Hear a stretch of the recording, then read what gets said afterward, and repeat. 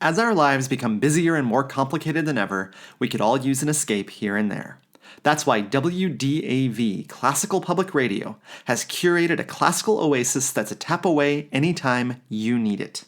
At the WDAV mobile app, you can stream WDAV's 24/7 classical music programming on demand from anywhere you are.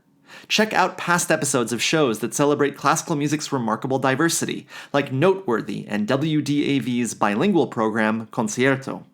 You'll also get access to a great variety of podcast episodes, blog articles, and more that shine a spotlight on the music and arts you love. Download the WDAV mobile app now at wdav.org/app.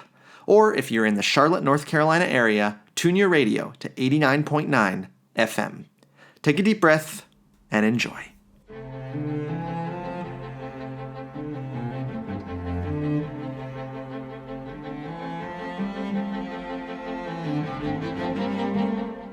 Hello and welcome to Sticky Notes, the classical music podcast. My name is Joshua Weilerstein. I'm a conductor, and I'm the music director of the Orchestre Nationale de Lille and the chief conductor of the Aalborg Symphony. This podcast is for anyone who loves classical music, works in the field, or is just getting ready to dive into this amazing world of incredible music. Before we get started, I want to thank my new Patreon sponsors, Ernie, Ben, Maggie, Petra, Dan, David, Andy, Jacqueline, Barbara, Eden, Robin, Susan, Elise, Kenny, Michael, and all of my other Patreon sponsors for making Season 10 possible. If you'd like to support the show, please head over to patreon.com/stickynotespodcast. And if you are a fan of the show, please take a moment to give us a rating or review on Apple Podcasts. It is greatly appreciated. I am in Washington, D.C. this week with the National Symphony Orchestra.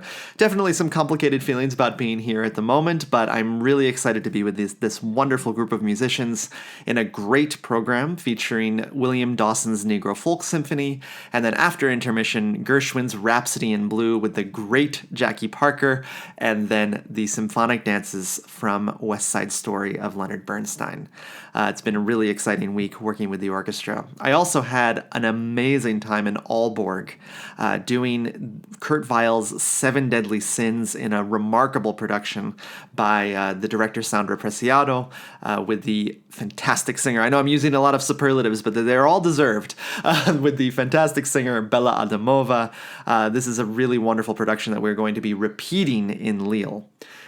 For this week, I've got a great episode on Dvořák's Violin Concerto, which was sponsored by Allison and Shane on Patreon. So thank you to them, and I hope you enjoy this episode.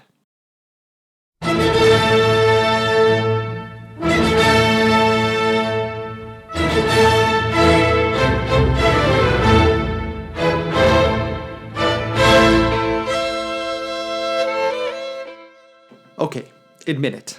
If you are a fan of classical music, or even if you are a regular concert goer, you might have looked at the title of this show and done a double take. The Dvořák Violin Concerto? Not the Cello Concerto?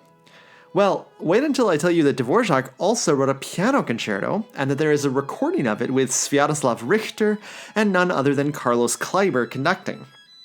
One of the things I love about my job as a conductor and my side job as a podcast host is to bring the audience and you, the listener, to this show, pieces you might never have heard of, even if they are by extremely well-known composers. Don't get me wrong, I love the blockbusters, but there is a special thrill for me in turning someone on to something new, something they've never heard before. Now, some of you might be big fans of the Dvořák Violin Concerto, but my impression is that the Violin Concerto is relatively unknown as opposed to more famous works by Dvořák. I've never performed it, and I've only heard it live once. It's not part of most traveling soloists' repertoire, and it's just one of those pieces that rarely comes up, especially as opposed to the Cello Concerto, which I think I've conducted at least once every season ever since I became a conductor. This concerto was created the same way that the Brahms Violin Concerto, the Brahms Double Concerto that we talked about a couple of weeks ago, and so many other great works of the 19th century were born, from the inspirational sound of Joseph Joachim's violin. Joachim was the great violinist of the 19th century and had been a friend and supporter of Dvořák for many years. Dvořák would end up dedicating his concerto to Joachim, writing, quote, I dedicate this work to the great Maestro Joseph Joachim, with the deepest respect. Sadly, and for reasons somewhat unknown, Joachim never ended up playing the piece in public, which might be one of the reasons it has never achieved the popularity it deserves. Today on this Patreon-sponsored episode, we'll go through the concerto, talking about its unusual form, its myriad difficulties for the violinist, and perhaps the reasons why this concerto is not in the so-called Big Five concerti, even if it might deserve to be. All this and more is coming right up on Sticky Notes.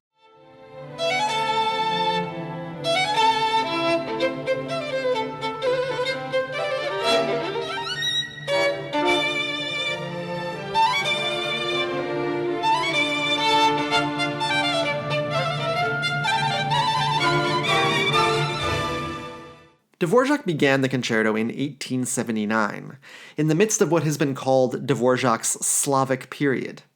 This is the period of the Slavonic dances, the rhapsodies, and his, also underappreciated by the way, Sixth Symphony, which was full of Slavonic folk music.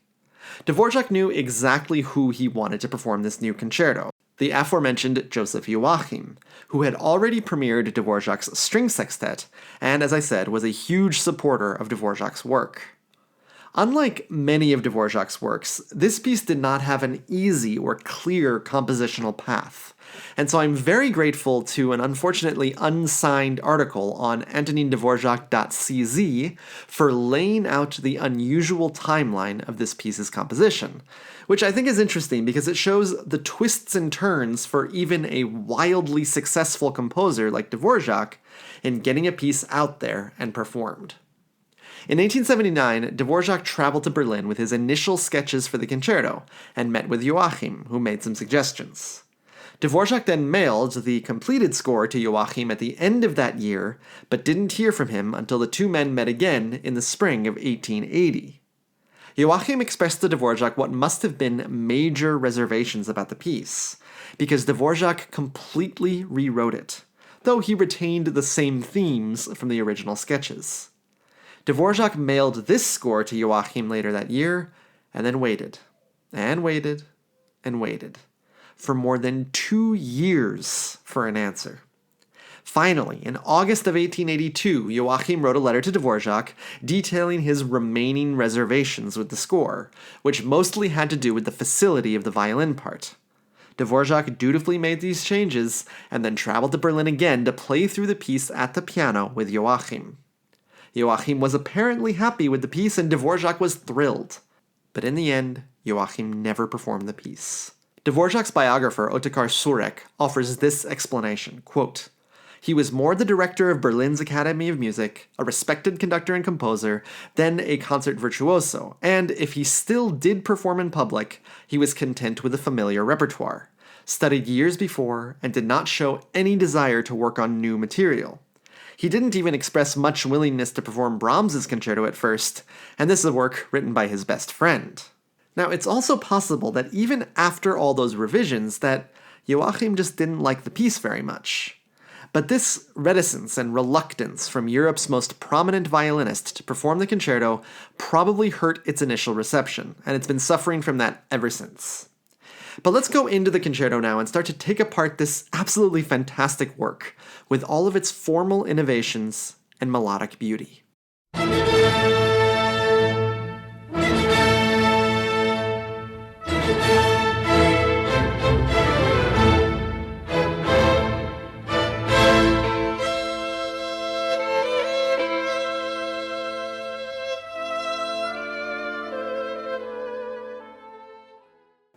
As you heard, Dvorak starts messing around with traditional form almost right away.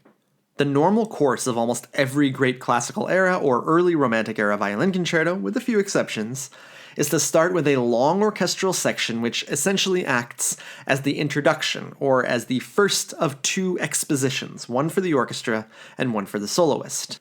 The Mozart, Beethoven, and Brahms concerti for violin all start this way, as do dozens of others. Mendelssohn broke this trend in his violin concerto, and now Dvorak does it here. The violin interrupts the orchestra's stern and powerful opening with passionate and rhapsodic thirds. immediately casting this movement in a lyrical light.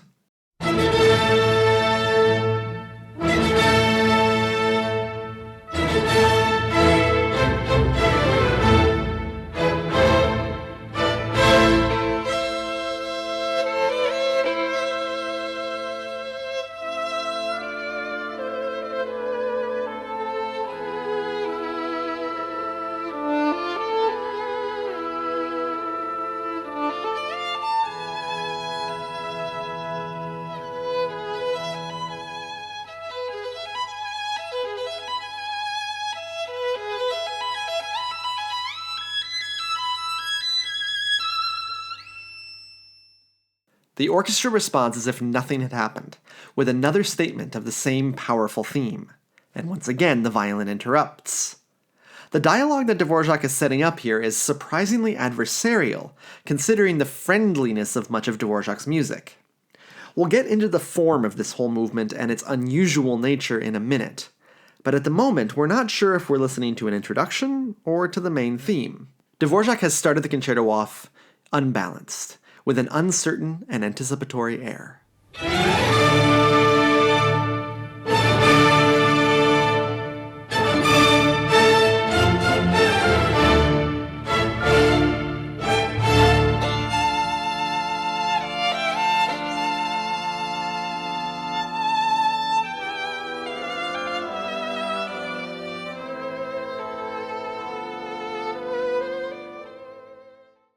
For a third time, the orchestra plays forceful music, but now it is infused with the framework of the melody that the violin showed us with those thirds. This is Dvorak at his most stern and severe.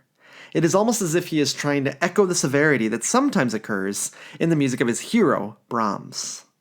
We often talk about how difficult it was for Brahms to write his first symphony in the shadow of Beethoven, but Dvorak was writing a violin concerto in the shadow of Brahms and Beethoven. This was an immense amount of pressure, and I think these departures from the norms of form were one way for Dvorak to strike out onto his own path. The orchestra here plays something like a typical orchestral tutti section, but it doesn't reach nearly the same length or breadth of those of Brahms and Beethoven. Instead, Dvorak almost immediately calms this stern music and finds his way to music full of sadness and yearning.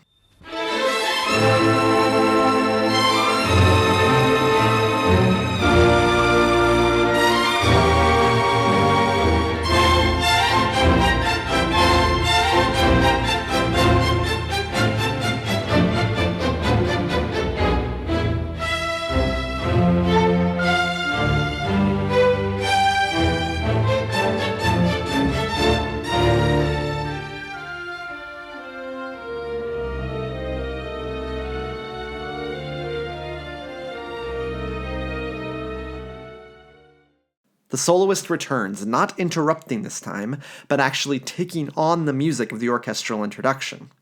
All of that hostile dialogue has turned into something much more complimentary, as if the soloist has learned to be stern and the orchestra has learned to be lyrical.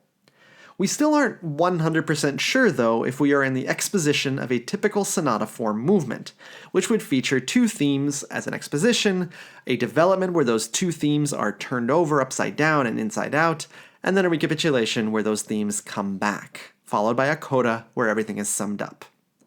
So we're not sure if we're in the exposition yet, but we are starting to feel more grounded, as the violin takes off with music that combines the power of the orchestra's music, the lyricism of the violin's music, and a healthy dose of virtuosity.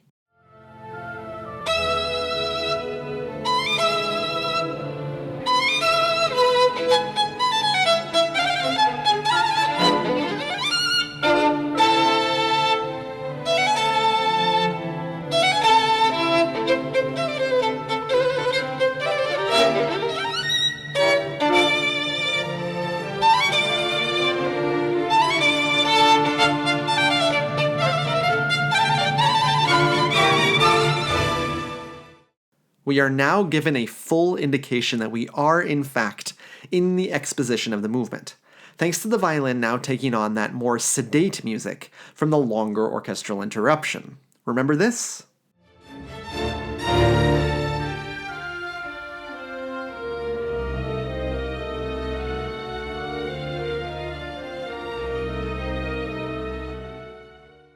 We now hear it with the violin in dialogue with the orchestra.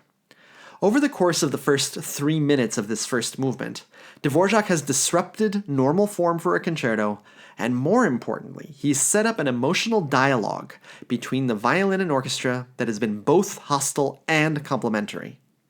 In essence, Dvorak has created the conditions for a new kind of form in the first movement, one that reaches much more towards an improvisatory rhapsody rather than a typical sonata form movement. For example, the music that you've just been hearing is a sort of second theme in the sonata form structure, but it almost doesn't even reach that standard, as the theme lasts for an extremely short time before Dvorak breaks out of his reverie with more stern music that is built out of the opening ideas.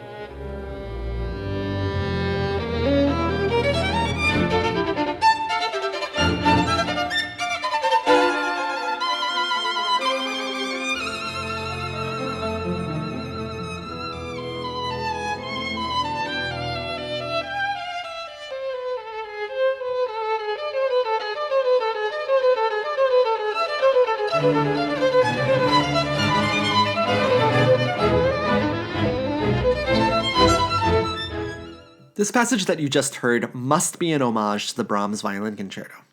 Brahms had written his concerto just 2 years before Dvorak started his, and this moment in the Dvorak seems to be inspired by this moment in the Brahms. Here they are, back to back. First Brahms, then Dvorak.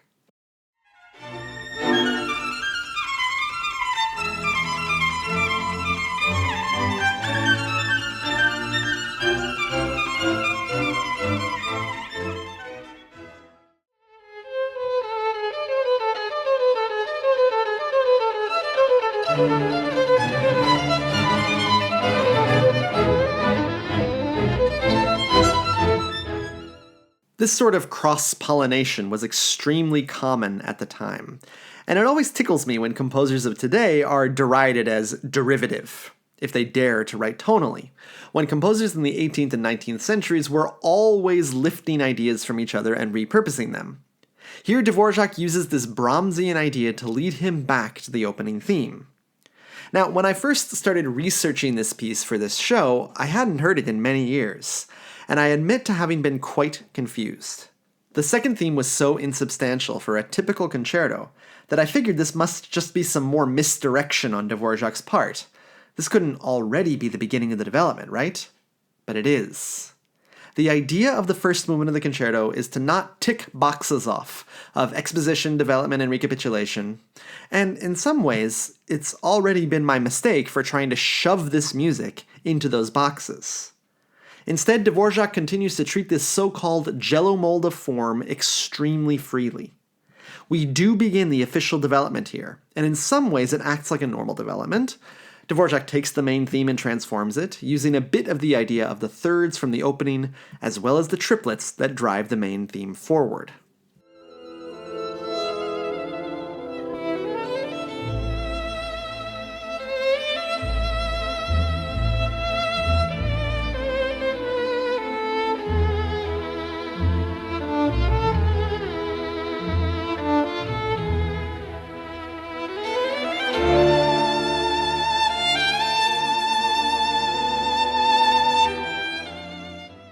But he soon finds himself in the second theme again, which confuses things still further, since the way Dvorak has ordered the sections of the development makes it sound almost like another exposition.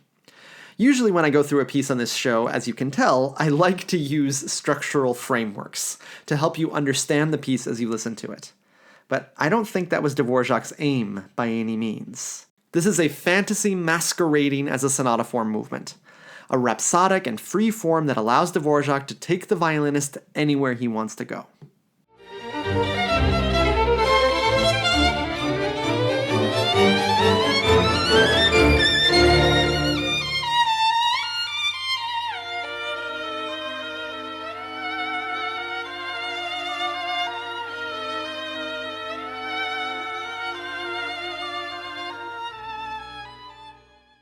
Dvorak saves one of his best moments for this development, as he takes the second theme and moves it towards C major, for a passionate and supremely Dvorakian phrase that really shows he deserved the moniker of the Slavic Schubert.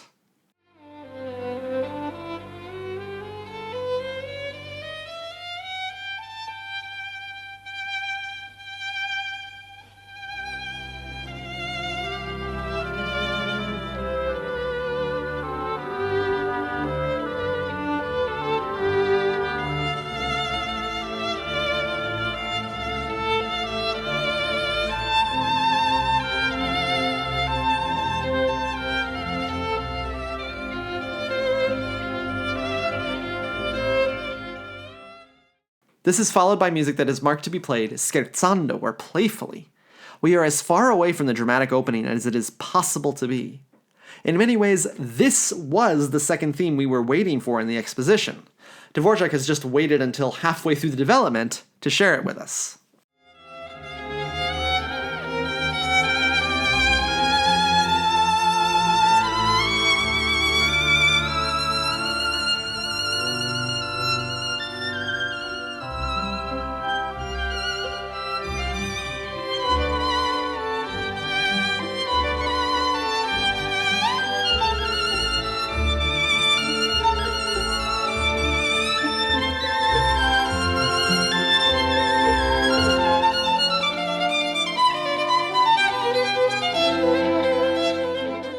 But the woodwinds begin to bring back the main theme underneath the running 16th notes of the violin, and it seems as if the recapitulation is now in sight. But instead, Dvorak now does the standard development treatment of the main theme rather than move to the recapitulation. Everything is out of order, further blurring the lines.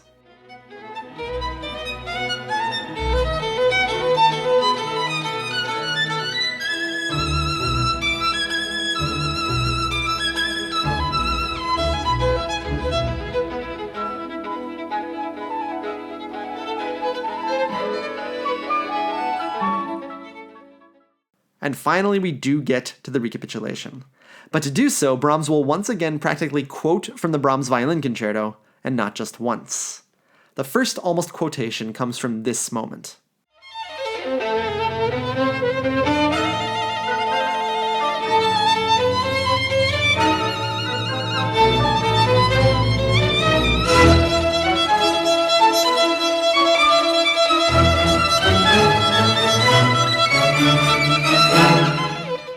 And I think this comes from this moment in the last movement of the Brahms Concerto.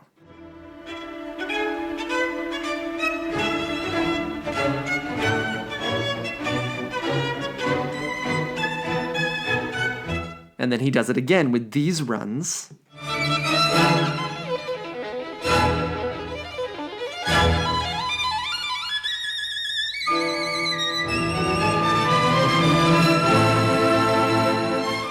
Which very much remind me of this moment in the first movement of the Brahms.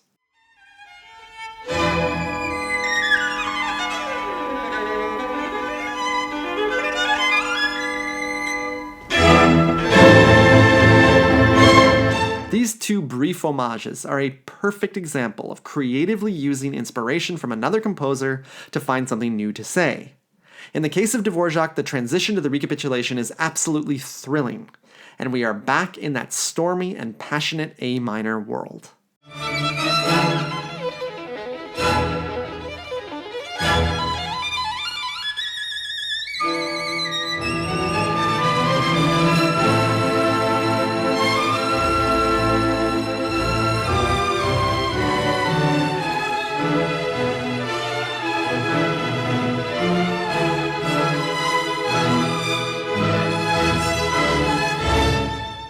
But strangely, once we hear the main theme restated, Dvorak begins to move on. This is, and stop me if you've heard me say this today, not your typical form. Dvorak almost immediately shifts to music that is much slower and more confessional.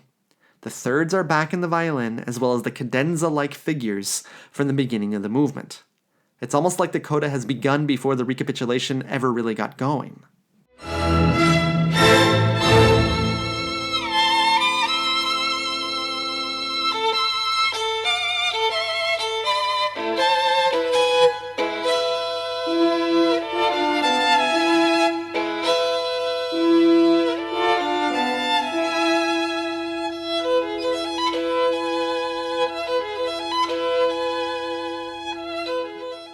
Dvorak's skill as an orchestrator appear in the next moment, as the violin plays a lament on the main theme in the low register while the winds sing in their high register.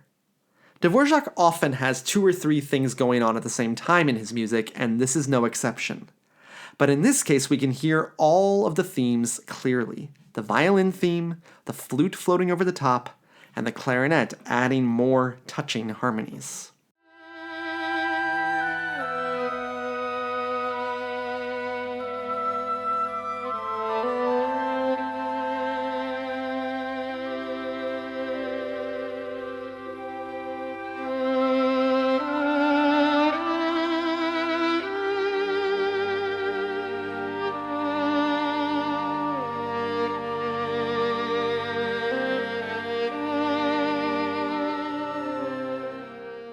And we surprisingly find ourselves in F major. And actually, we've been handed another trick by Dvorak. We are now into the transition into the second movement, which begins without a pause from the first.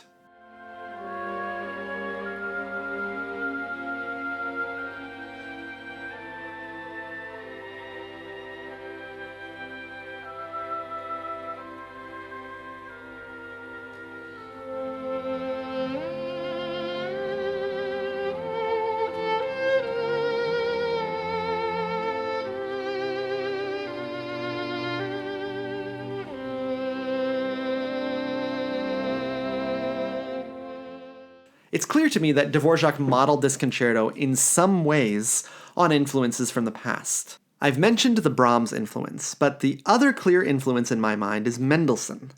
Dvorak has the soloists start practically right away, an innovation that only Mendelssohn had tried out among the most famous concerti that had existed before. Mendelssohn also is the only one of the great violin concerti composers to connect his first and second movements. Mostly because he hated applause between movements and didn't want the flow of his musical ideas to be interrupted. Dvorak now does the same, though in his case, I don't think it had much to do with applause. Instead, he wanted to continue the feeling of fantasy and improvisation. So, why have I gone on and on about the form in the first movement? Part of the reason is that it's interesting to me, and I hope to you, but also because there are many theories that Joseph Joachim, an arch-traditionalist at this point in his life, objected to these innovations and wanted something much more straightforward to play.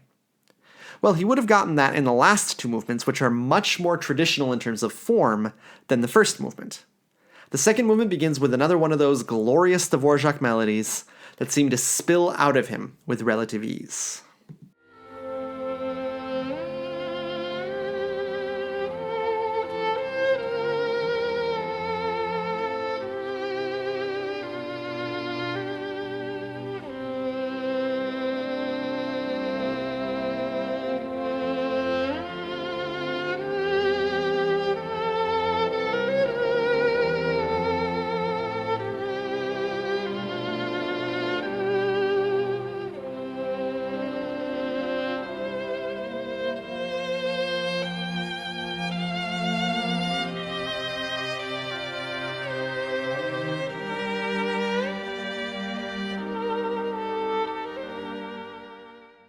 This movement is full of dialogue between the violin and the woodwinds, a Dvorak hallmark in his orchestral writing. You hear this all the time in his cello concerto, and Dvorak deploys it just as effectively here, creating these mini duets within the framework of the concerto.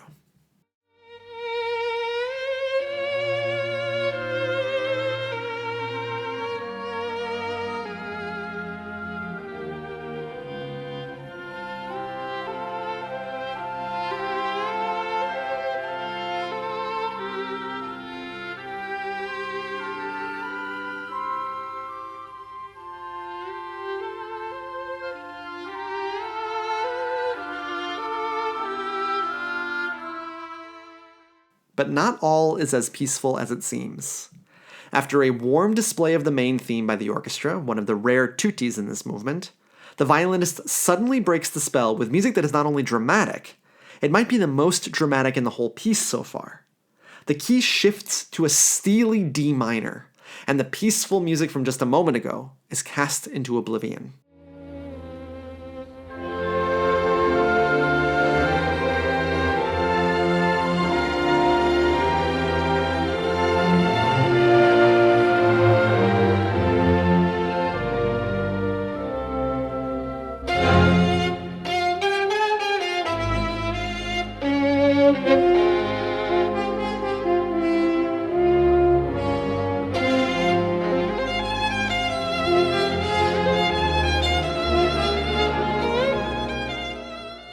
Twice Dvorak has the soloist try to calm things back down.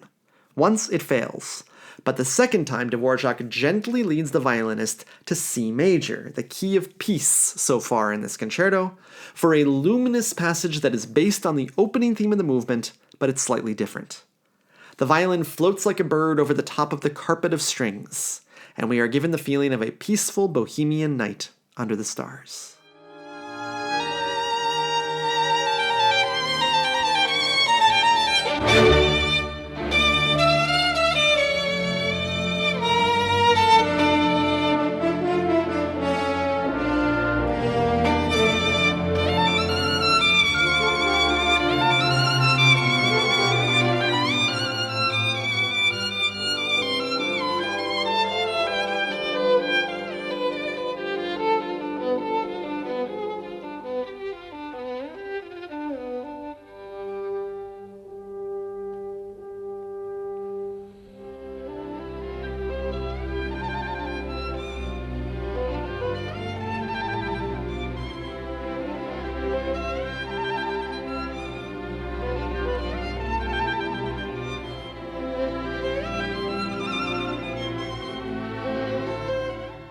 Dvorak moves through heartbreaking iterations of the themes in E major and then in C major, a glorious collection of breathtaking harmonic changes.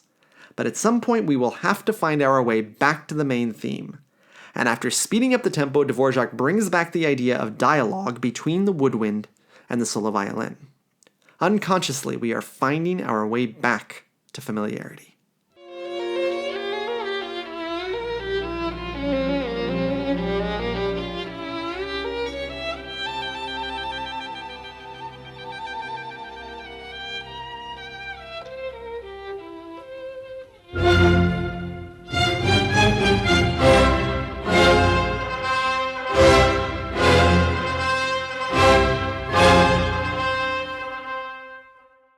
But that's quite a shock, isn't it?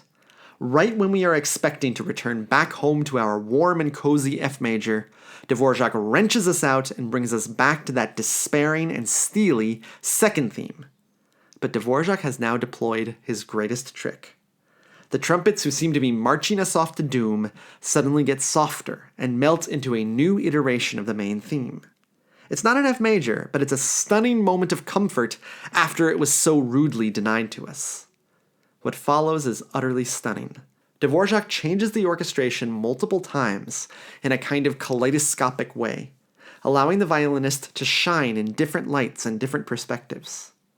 Dvorak, to me, even with his popularity, remains underrated. Underneath those easy and glorious melodies, there is a mastery of craft that is nearly unparalleled. And here's a moment where all of that shines.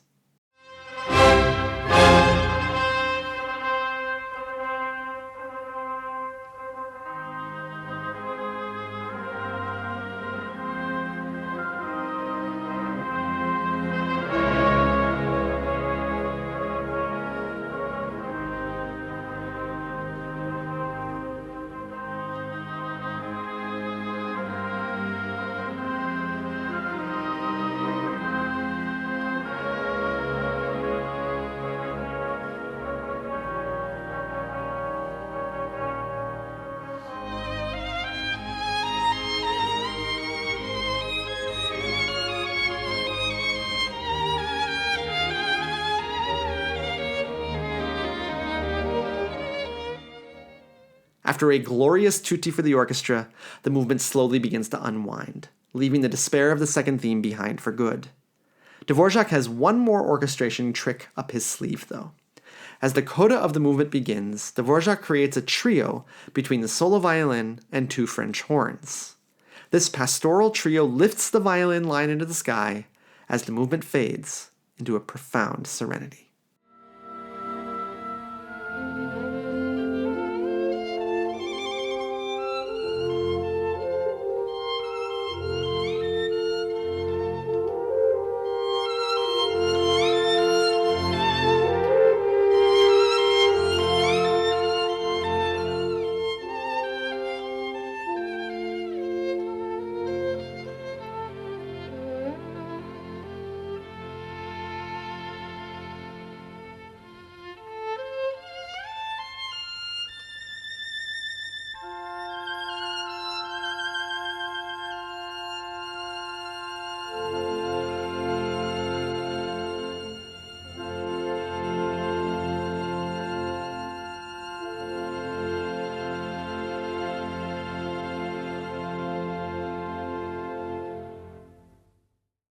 The last movement features one of the most enchanting beginnings to any last movement of a concerto. Dvorak, following tradition, writes a rondo, meaning a movement where the main theme returns multiple times throughout the movement with contrasting sections in between. Dvorak starts the last movement quietly, with the violin accompanied only by the violin section, creating a twinkling color that obscures the fact that the folk dance that Dvorak is referencing here is one of the most wild in all of Czech folk music, the furiant. But here the music is all innocence, like fairies dancing in the night. At least at first, because the orchestra will roar in with a joyfully passionate extension of the opening theme, and we're off to the races in this wild and ecstatic movement.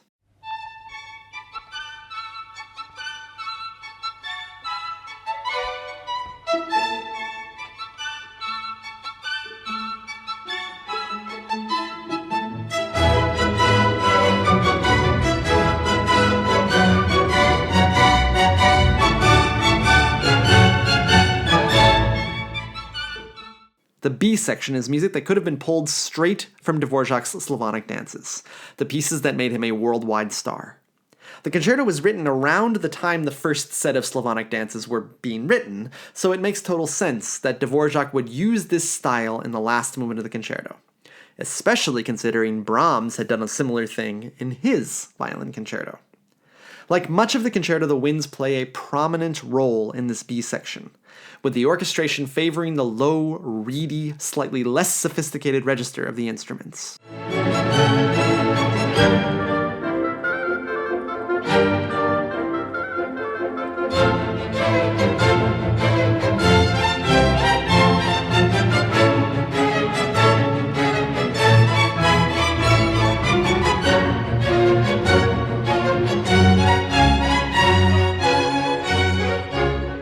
This theme isn't the most appropriate for a violin soloist, though, so Dvorak has the violin enter alone with skittering 16th notes, which allows it to take a kind of improvisatory role over the top of more folksy music led by, you guessed it, the winds.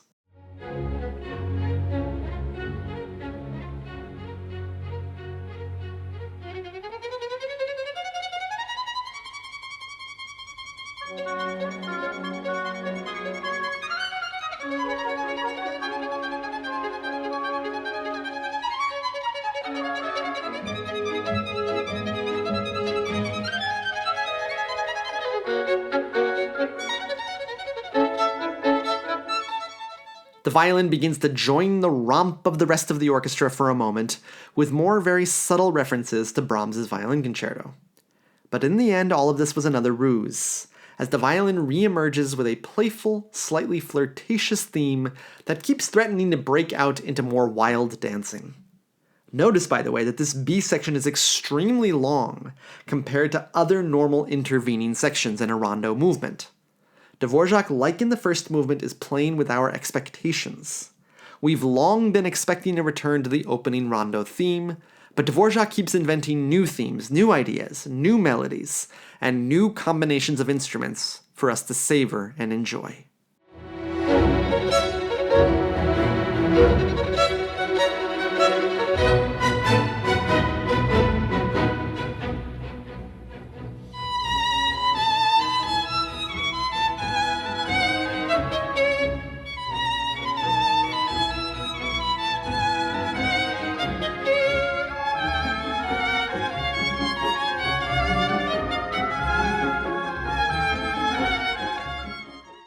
The long B section comes to a close with some seriously virtuosic and challenging music for the violin, before Dvorak has the timpani of all instruments bring the A rondo theme melody back in. It's another remarkable and effective orchestration choice in a concerto full of them. And remember how the opening of the movement had just the violins accompanying the soloist? Well, now Dvorak has that timpani rhythm, the violins and the cellos playing 16th notes, and the oboe interjecting friendly elbows into the line of the solo violin. Altogether, it creates a remarkable sense of anticipation, which, of course, Dvorak fulfills.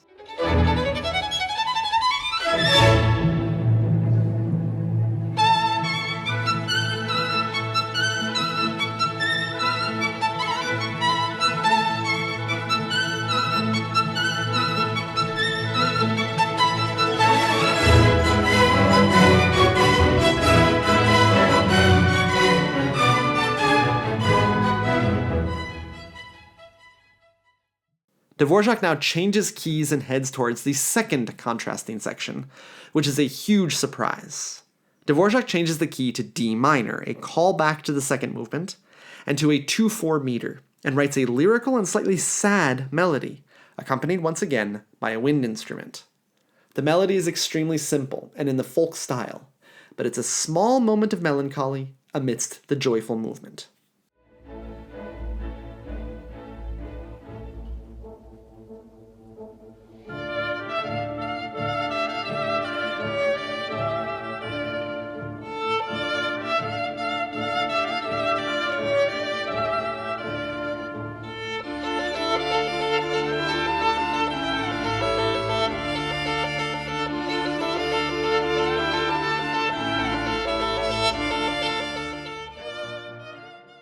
Slowly, this theme becomes more and more passionate, with the violinist continuing to up the ante, adding both more notes but also a more violent articulation.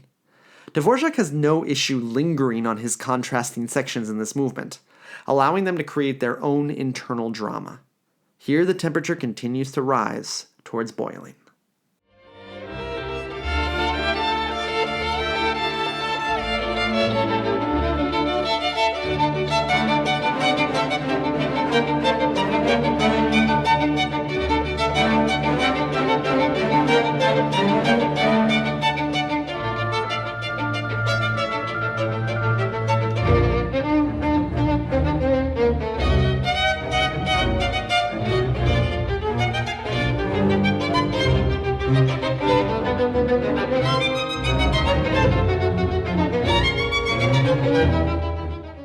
Finally, the tension can be held no longer, and with a powerful set of trills, it seems that we are going to go straight over the edge and to maybe forget the beautiful rondo theme entirely.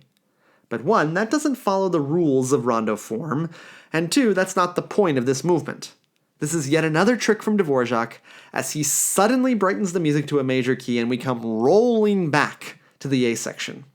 It's my favorite moment of the whole concerto. Dvorak gets the temperature to boiling, and just as we start to see bubbles, he tells us we're cooking an entirely different dish after all. But that doesn't mean the violin hasn't been influenced at all by the previous section. The theme returns, but the violin plays it in the low registers that dominated that second contrasting section.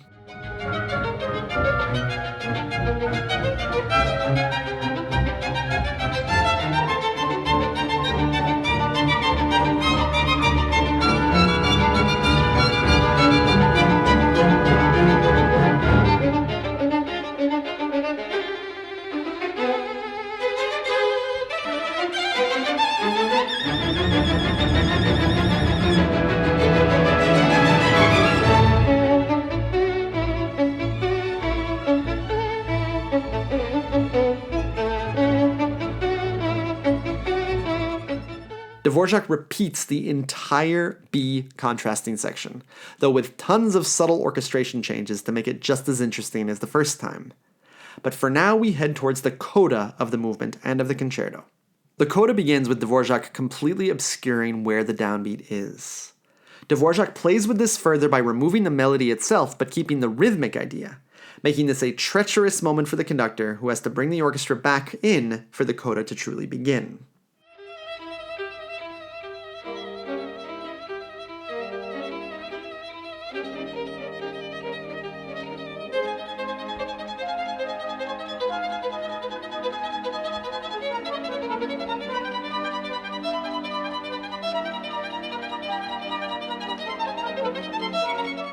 Most of the coda is dominated by this duet between the flute and the violin that you just heard beginning.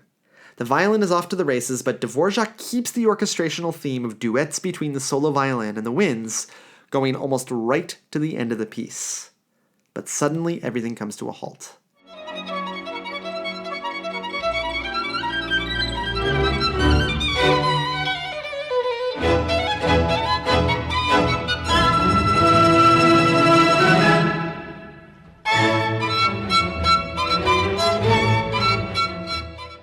This is one of Dvorak's most brilliant touches, and it brings the entire concerto together. Dvorak takes that melancholy music from the second contrasting section and transforms it into a major key, and into a rambunctious and folksy romp dominated by the violin playing in thirds, just like at the very beginning of the piece.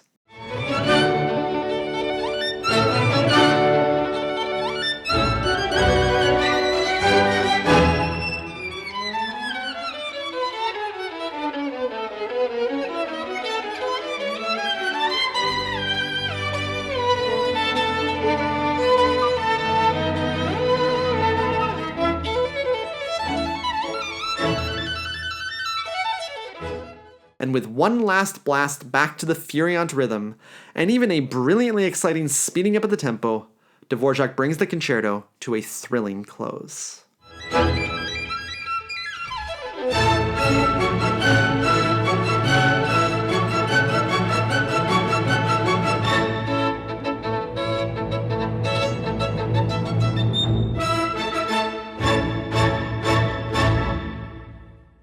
After going through this concerto, it's hard to believe that it remains so rarely played today.